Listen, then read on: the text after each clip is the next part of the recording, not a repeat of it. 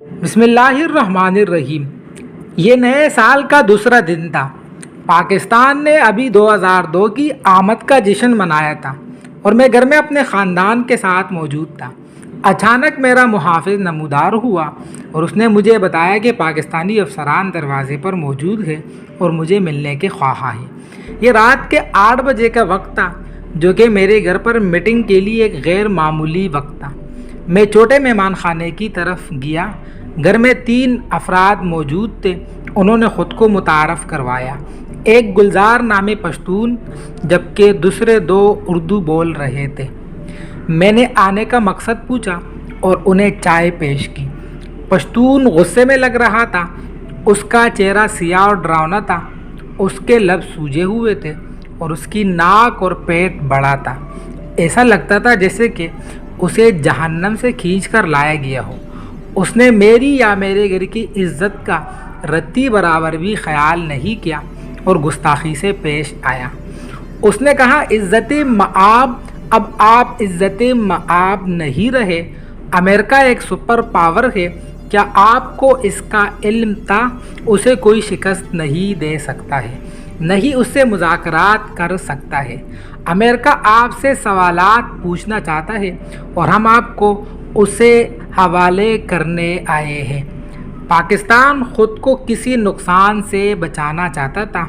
میں نے جواب دیا کہ میں جانتا ہوں کہ امریکہ ایک سپر پاور ہے، دنیا کی واحد سپر پاور، لیکن دنیا کے بھی کچھ قواعد و ضوابط ہیں۔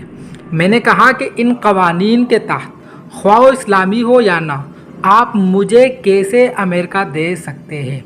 میں نے کسی ایسے آئین کے بارے میں نہیں سنا جو کہ آپ کو ایسا کرنے کا حق دیتا ہو۔ آپ مجھے اپنا ملک چھوڑنے کا حکم دے سکتے ہیں، لیکن مجھے گرفتار نہیں کر سکتے ہیں۔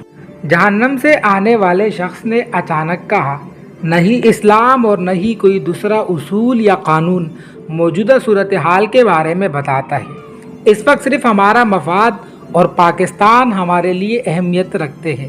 اس وقت مجھے سمجھ آ گئی کہ گفتگو نے خرابی کا رخ اختیار کر لیا ہے۔ میں نے خود کو ٹھنڈا کیا اور انہیں کہا کہ وہ جو چاہے کر سکتے ہیں۔ میں تمہارے رحم و کرم پر ہوں، میرے پاس کوئی پناہ نہیں ہے، روز قیامت خدا ہی فیصلہ کرے گا۔ انہوں نے مجھے آدھی رات تک گھر میں رہنے کا حکم دیا اور کہا کہ اس کے بعد مجھے پشاور منتقل کر دیا جائے گا۔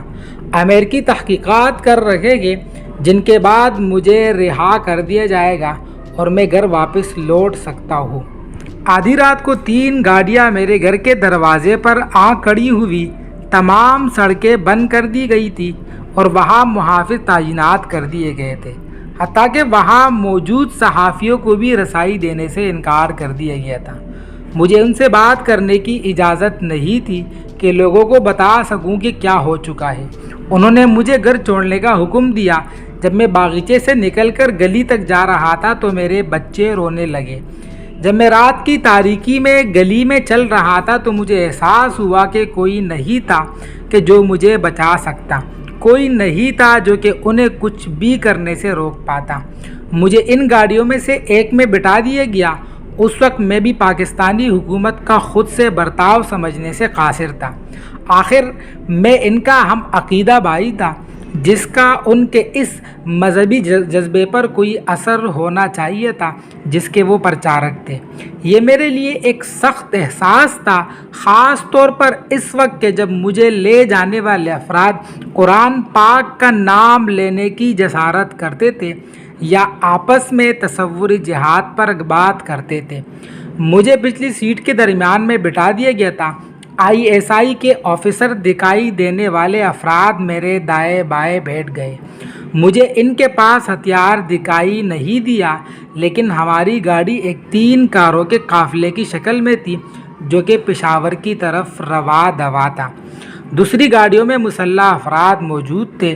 ڈرائیور نے کسی گلوکارہ کی ٹیپ لگا دی جو کہ سارا راستہ چلتی رہی۔ یہ بات واضح تھی کہ اس کا مقصد مجھے محض برانگیختہ کرنا تھا۔ پشاور کے راستے میں نے ان سے گاڑی روکنے کا کہا تاکہ میں فجر کی نماز ادا کر سکوں، مگر انہوں نے مجھے پشاور پہنچنے تک انتظار کرنے کا کہا۔ میں ان سے بار بار کہتا رہا مگر انہوں نے نماز کی پرواہ نہ کی اور میری درخواستوں کو نظر انداز کرتے